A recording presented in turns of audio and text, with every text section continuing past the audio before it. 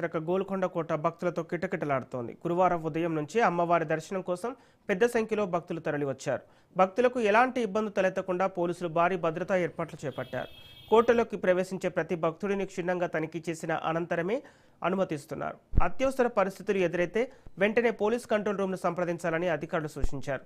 భక్తుల సౌకర్యార్థం పలు ప్రాంతాల్లో సాగునీటి పంపిణీ కేంద్రాలు, వైద్య శిబిరాలు ఏర్పాటు చేశారు. అత్యవసర సేవల కోసం అంబులెన్సులు కూడా సిద్ధంగా ఉంచారు.